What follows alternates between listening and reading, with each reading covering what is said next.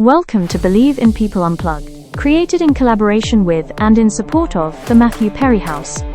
Hosted by Amy Goldberg and Caitlin Morrison, this is a space for real conversations with musicians and artists, exploring who they are beyond the work, what fuels their creativity, and why music plays such an important role in their well-being.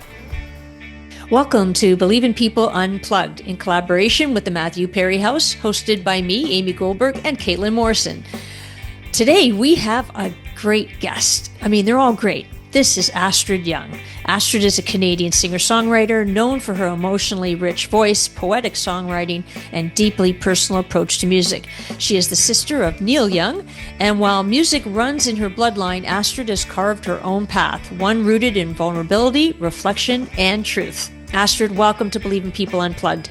Thanks for having me. Pleasure. Oh, it's such a pleasure. And first of all, hey, Caitlin, Astrid just released a new song. Amazing. Yeah, tell us about that, because I just want to get into that right away, because it's very exciting. I listened to it. It's really good.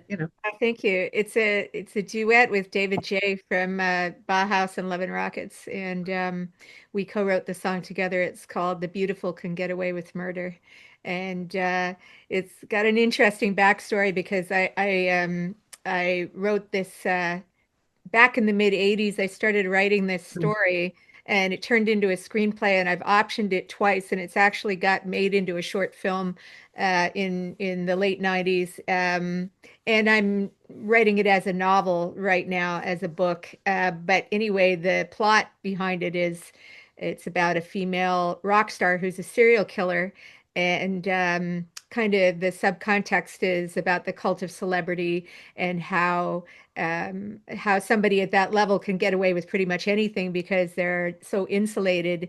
And okay, so this is how it ties in. It's a bit of a long story to get here, but it's called "Haunted When the Minutes Drag," which is a Love and Rockets song.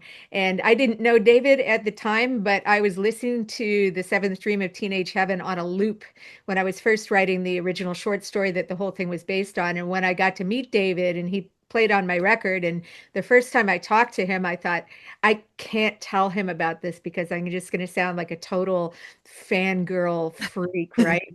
So I figured there's going to be a time and a place where I'll be able to tell him and it'll fit into the conversation and stuff like that. So we're putting together songs for the record, and I had this song, complete music, melody, no lyrics, and I kind of threw it in the hat, and I said, if anybody's got any lyric ideas, throw them at me.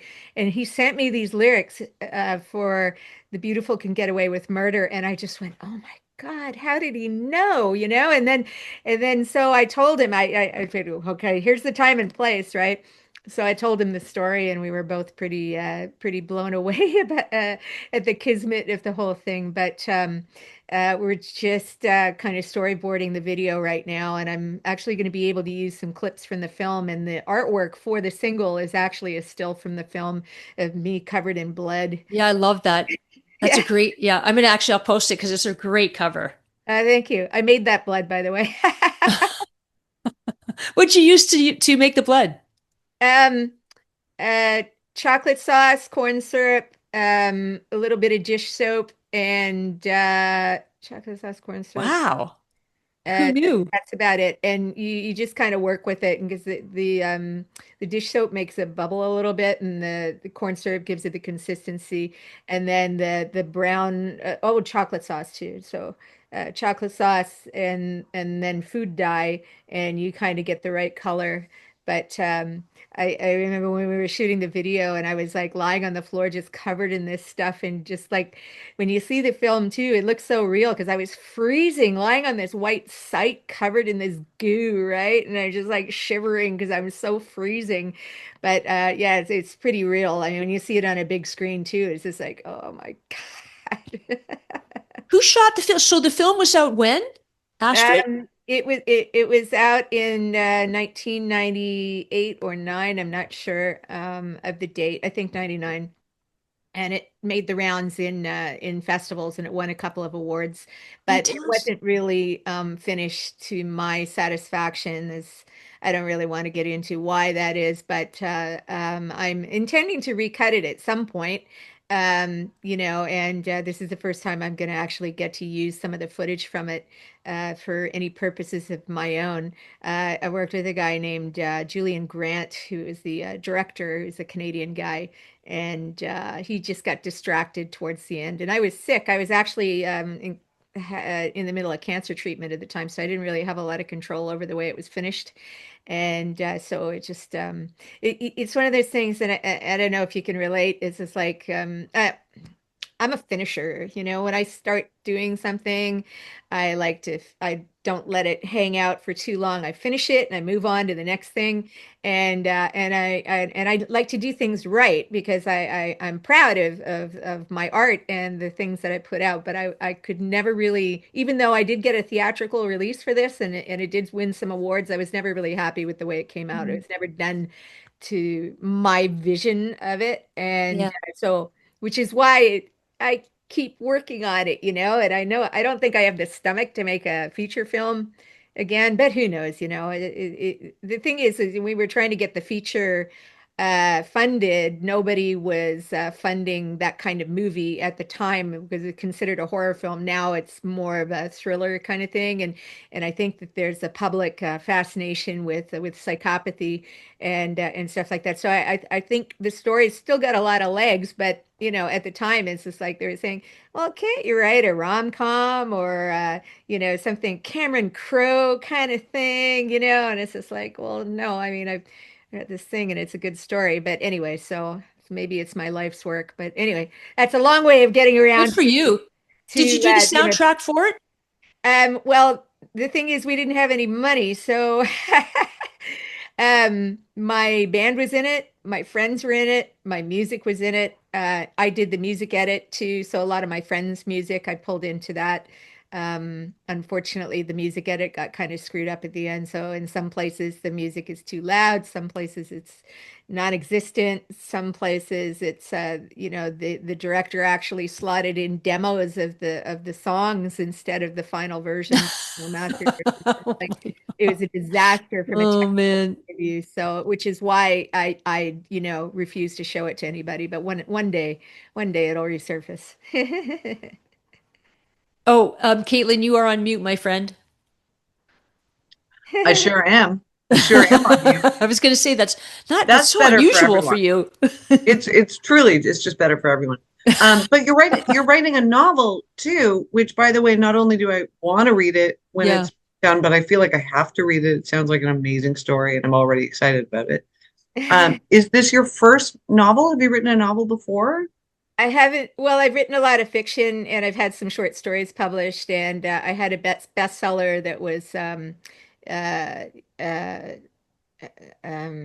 nonfiction. I had a nonfiction bestseller in 2009 called Being Young, which was kind of about, my life growing up in my family, my dad and my brother. And I've been writing, and I come from a writing family too, and I write for a living actually. So, it's not something that's too much of a stretch for me. But unfortunately, with novels, and you can't get a publisher unless you have a finished manuscript, and it's been through so many changes. Like I've now changed the timeline on it to take the whole thing back to the 80s when, rock and roll was still alive. And because then I can get away with not having to deal with DNA and forensic stuff.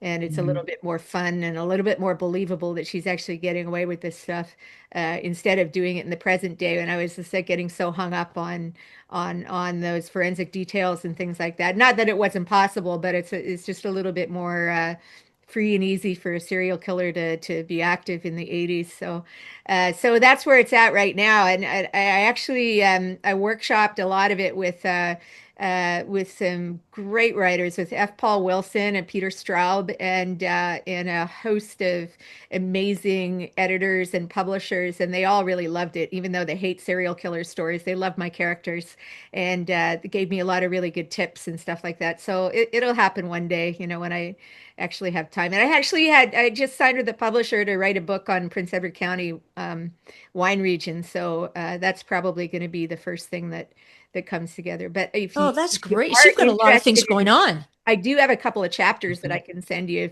if you're interested, you Oh know. my gosh, yes, I'm more interested than interested. Yes, yes, please, please, please. Well, and Cool. that's so great. And then also too, the genre is interesting because it is coming into play. Like you see less and less comedies and more thrillers and and darker-ish, genres now. Yeah. Well, And people love murder. They do. And solving them and yeah, well, for me, it's like I've just always been fascinated at what humans are capable of. it's It unbelievable. just blows my mind. It's just like, you and I, in most 99% of situations, we're normal and kind and we like people and we have respect for humanity. But, when push comes to shove, it's just like, what would you do if you were backed against the wall or faced with a life or death situation? I mean, I think everybody has the capacity to do terrible things. And, you can think you're a good person and then all of a sudden, you know, it's like your image of yourself is completely shattered. Mhm. Exactly. And And Astrid, oh, sorry, go ahead, Caitlin. oh no, I was just going to say also, what I also love about it is that from the perspective of, it's a rock star, it feeds into that kind of, um, the almost like a forced psychopathy that happens to a lot of people in the celebrity world because they're treated like Yeah. And something beyond insulated. human. Like you don't, like you're almost expected to let go of your empathy. Yeah, yeah, that's so true. And I think a lot of my background for this is I grew up in a family that and surrounded by celebrities. So you see the behavior and you see how people change and you see how it changes you. And it's not like a conscious thing. It's just and you go back to the 70s and stuff like that and just see the debauchery and how it was facilitated. So it can go in so many different directions. I mean, I've never been that look at me kind of person, but if you have that sensibility about you, I think it's easier to accept that insulation and the I guess enabling of bad And actually, behavior. and Astrid, let's talk about that. So, because yes, you grew up in your father was a writer. Didn't he publish, your father was really something. Yeah, he was a household name when I was growing up. Yes. He Yeah. was known as a newspaper man and a sports writer. He's in the Hockey Hall of Fame. He published 45 books. Some of them are fiction. He wrote a lot of mysteries, a lot of short stories, but he was best known as some people consider him to be the only hockey writer, the real That's hockey right. writer, Hmm. but in truth, it was not just about hockey. I mean, he won the two highest awards in thoroughbred horse racing for articles that he wrote on jockeys and so from a very young age, it's like that's I've been exposed to that. Did So you feel pressure to want to, or were you encouraged to, was it writing first, music first? I mean, what came first for you? music always came first. Music. Yeah, my parents had me in music lessons at the conservatory when I was a toddler. So I learned how to read music when I was very, very young, like Oh, probably before I could read words, actual words. So, and then I started playing instruments when I was about 6. I started playing piano when I was 6, and I started playing flute and eventually gravitated to oboe and English horn, which are my main instruments. So I was in classical music for a long time, and I didn't really get into rock and roll until I was about 14 when I got my first guitar. And yeah, so music has always been in me, even though I did have some early successes with writing. It just always seemed too easy to me for some reason. It's just like, nah, it's too easy. Let's pick the hardest thing in the world. I yeah, want to be a rock and roller. So yeah. You know that rock and roll is hard when you are when writing is easy compared to it. yeah. Writing's always come easily for me, and it's interesting that my father, being a writer, he was actually more critical of my writing than like my stepmother was an editor, and she was way more encouraging. my writing than he was. He would always point out all the faults in my structure, my story structure, and things like that. And he didn't like some of my subject matter either, because I wrote dark stuff. But she was very encouraging and liked to point out the good things in my writing and encourage me to keep going.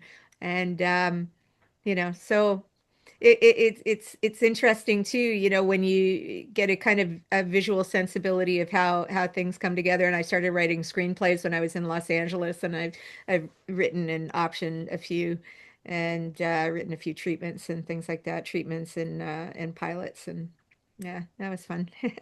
Wow, good for you. I'll And do did it you, actually. It's funny because you get an idea for a story, and I start writing the story, and I think, well, if I wrote it as a screenplay, I could probably finish it in 2 weeks, because screenplays are very oh, you're a structured. fast writer. Yeah, yeah, yeah. Which is, actually, I make most of my income right now is from copywriting, and I've been doing that for a long time, and it's a very high burnout industry. I can't believe I'm still doing it, but I'm really fast, and I have a very high tolerance for writing things that I don't know about. That's phenomenal. And And learning new things. was the performing, did that come easy for you, Astrid? I've been doing it professionally since I was about 10, so it's always been easy for me. Yeah, I think when I was that age too, I was a bit of a show off, and I took every opportunity to take solos and perform as much as possible. And in rock and roll still, I mean, I love being in front of an audience. It's nothing like being on stage with your band, and everything's like, you know, together. It's amazing. I mean, I love playing solo, but playing with a band is like what I'd prefer to do all the time Wow. if I had my druthers. Did you feel a pressure? We were just talking about this, like, we were just talking about the pressure to perform, or the pressure to, even with Matthew Perry, with Matthew and his, and the challenges he had with addiction. I mean, and he was the funny guy, like he was the light, and yet he had he had so many struggles. Where did you go or lean into when you were, struggling, or illness? Well, I my parents split up when I was 12, and I kind of feel like I was, my family was every man for himself at that point. So, and I've been on my own since I was 16. So Wow. it was hard. I mean, I moved to Los Angeles when I was about 21, and then I was on my own there. So I really didn't have a lot of people to lean on. I had to kind of figure things out for myself. I'm lucky that I have good friends, and of course, my brother's always been very supportive, and um, but I feel like if I wasn't as resilient as I am and resourceful, that, things could have turned out much differently. Like, I've put myself in some very dangerous situations before. And like, have you ever, did you see that series, The Serpent? The serpent, yeah. Okay. I watched that, and I was like, "Oh my God, that could have been me. That could have easily been me, like all those poor people, because I was so trusting and just like go off with like whoever, whatever, stranger and stuff like that, all through my youth and stuff, and put myself in so many compromising situations that I'm surprised I'm still around. I've lost so many friends over the years to whether it's drugs, alcohol, complications due to lifestyle, as we call it. It's funny because I do have friends from my youth, and we kind of look at each other in disbelief sometimes. It's like, how is it that we're still here, And all the things that we did and all the situations we put ourselves in, but must be a reason. Yeah. Exactly. When I'm always curious about related to creativity. If you find that you're sort of more inspired to write or play or create something in sort of is there a difference between good times and bad, good moods and bad? Like, do you pull on those emotions in to guide your work?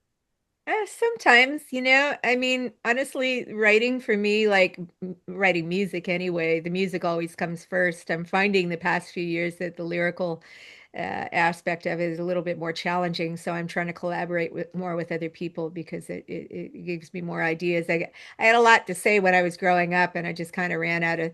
I didn't really run out of things to say, but you go, you get sick of yourself after a while, and it's just like, yeah, nobody wants to hear me.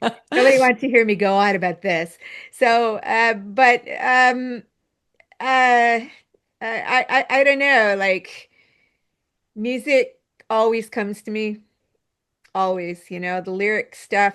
It's like sometimes it does. Sometimes I have ideas. Like I just tracked a song called "Peaceful Nothing," and it came from a conversation that I had with somebody. We were talking about how difficult it is to, or how challenging it is to have friends with polarizing political views. Uh, And he said, "Well, I'm not right. I'm not left." He says, "I just like to tell them, hey, I'm a peaceful nothing." And I thought, I really like that. I'm that's a good. peaceful nothing too. And so I wrote this song about it, and it came to me really quickly, and the words came to me really quickly. And that's usually how, like, when my lyrics come, they come fast. I'm not particularly prolific where that's concerned. Musically, I'm very prolific. Creatively, I'm very prolific. But and it's ironic that I write so many words. I probably write about 3,000 words a day, in my writing life. But lyrics can be hard for me these And days. what kind of copywriting do you do? What kind of writing do you do? I write boring things for boring people. Ah, it's all an act. Yeah. It really varies. I have a client who does cybersecurity stuff for, federal agencies in the United States, which is it's interesting. It's really technical, but it's interesting. And what else? I have a client that we work with a lot of marketing clients, so I do blogs for marketing agencies, and I got a couple of hotels right now, and a couple of nonprofit organizations, and it just varies on any given day. Property management companies, let's see, Wow. accountants. I have an accountant in the United States that does is a CPA for cannabis companies and highly regulated industries like healthcare and stuff like that. So it runs the gamut. I'll pretty much if the price is right, I'll take it. Mhm. Are you noticing an impact? And I also like to write, so it's a bother for me too. Are you noticing an impact from the artificial intelligences? Yeah, big time. Uh, Like this started happening a couple of years ago, and a lot of, like, all my easy work went away, like, Mhm. because like all the stuff that I could knock out 500 words in 20 minutes, I mean, that's gone because all those companies are doing their own blogs, they're using AI. But I think that may change too, because I think so there's too. an issue with Google SEO picking up and I don't think their AI detection is very accurate or very good, because I run my original words through three different AI detectors, and they come out with completely different, it's my original words, and one Mhm. comes out 0, one comes out 40%, one comes out 15%. It's just like Astrid, what does that mean? So that's interesting. So what do? You run your story through AI, and then what? And what do you ask no, it? I run my articles through an AI detector. Detector. Yeah. So there's Mhm. various different ones on the web. I don't know. It just seems really odd to me, especially since I'm writing really technical, jargony stuff. It can tend to be a little bit robotic, and sometimes there's no real way of wording it differently. And basically, what That's the a good what point. Google's AI detection is just picking up phrases that or verbiage that could have been created by AI, And AI, because I experimented with it a little bit, just to see what it was all about. It's getting so much better. Like even the free versions of ChatGPT are actually very good. Like in terms of, a believable human voice and stuff like that. So I'm finding I have to try a lot harder to make it conversational and not robotic, and because like I said, I write a lot of technical stuff that's kind of hard sometimes, but Yeah, for sure. yeah. Mhm. And may I ask you, Astrid, what do you find, because you're divide your time with in Canada and the US. Are you spending an equal amount of time in the States, or how do you feel about going and working in the States these days? Well, for me, there's more work there than, my writing work. I have a partner in Los Angeles, so we've been working together for 11 years, 10, 11 years, something like that. So it works out fine for us, and I get paid in American dollars, and the exchange rate's really high right now, so it's all good for me. As far as music goes, there's just so much more opportunity down there. Canada is really difficult. You got a lot of live venues are closing.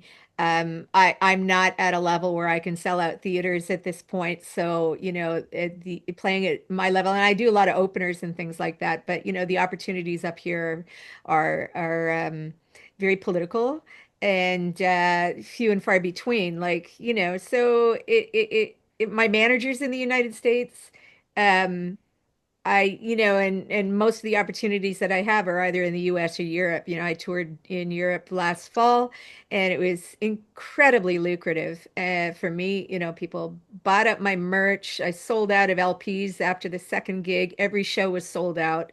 So it was a bit of an eye opener where in Canada and especially around where I live, I can't get arrested. So, it's just like it's not sustainable to do it here. You got so many kilometers between gigs, and it's just like, Yeah, what are you going to do, between, the one date that you do in Toronto, one in Hamilton, and then you're in Sault Ste. Marie or yeah, Sudbury, driving for ages and ages and ages, and then all the stuff that you have to do to put people into the clubs and things like that. So it just makes more sense to me from a sustainability point of view to look elsewhere. And I'd like to be able to make a go of it in Canada, and remains to be seen. It might happen, but I think it's going to happen elsewhere before it happens here, and I don't know why that is. I was going to ask you, like, what could we do? Like, what can change? Yeah.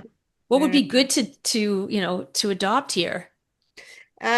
well, more live venues would be helpful, but the problem is, these venues are closing because people aren't going. Yeah, And the people that go to shows are, they're our age, right? They're not going to go to shows 3 or 4 days a week, but and there's just more people in the US, right? yeah, So you walk into a club on a Wednesday night and it's packed. yeah, You're not going to get that in Canada. It doesn't matter where you are or who you are, I mean, and if you've got two shows in a week and they both cost 60, $75 or something like that, you're only going to pick one, really, so it's challenging. It's challenging unless you're up at a level where you have a dedicated audience that's going to come and see you no matter what, and I'm not quite there yet, so. yeah. Not that you shouldn't be. No, you should be. You Not should for be. lack of trying. There's no question. Astrid, what's on the I know we're coming to an end of our conversation, but what's on the horizon for you? Have you started a podcast? Yeah, we've Liquid Poetry. We're trying to bank a whole bunch of episodes before we start releasing them. So we've got 4 done right now. We've interviewed Mike Dunn from Dunn Vineyards, Scott Palazzo from Palazzo. Let's see who else. Astrid, explain to the listeners and viewers and Caitlin what it is, what you're Okay, doing. it's about I wine. can already guess, It's but you about explain anyway. wine and music, and which is kind of who I am, I mean, I'm a wine professional, I'm a music professional. I always thought that was quite unique, but when I lived in Napa Valley for a few years, and I quickly found out that a lot of people in the wine industry actually had music careers before they got into wine. And so this is, kind of my way of bringing those two things together. I mean, it's a topic that hasn't really been too terribly well explored. So basically, I have a co-host. Her name's Tara Buck. She's an actress and a sommelier, and she's located in Los Angeles. And so we interview wine people about music, and we interview music people about wine. And we just recently, when I was in LA, did three interviews, and one of them was with the bass player from Sum 41, Cone.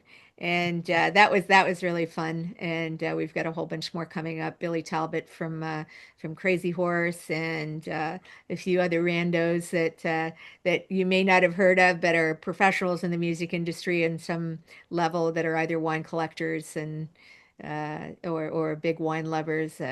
Interviewed Colin Linden. So the list goes on, and it's really interesting to find out, like, these incredible winemakers who are musicians. They got bands, they play guitar, or harmonica or whatever, and they're still practicing their craft. Like Mike Dunn is in an 80s cover band, and they play Hmm. all the time. And this guy's like making one of the top cabs in Napa Valley, you know. But Wow. there he is out, like, singing Journey songs on the weekends. I think the message, it's interesting what you're saying. You're very inspiring, Astrid, because really the message is to create, Yeah, isn't it? It's just really to create. yeah, yeah. And Yeah. there's definitely a crossover between wine and music. I mean, they're both artistic in their own way, and you know, does one inspire the other? I don't know. Yeah. This is what we're kind of exploring, but it sure is a lot of fun, and we get to taste wine on the show too. So there's that. Yeah. Way to go. But we're kind of at the end of this, but I forgot to mention, we got kind of off on a tangent a little bit, but I'm working with a new technology, a new media that I'm releasing my records on now, and it's called Musical Bead. Like, this is my new record. It's on an NFC enabled card, and Musical bead.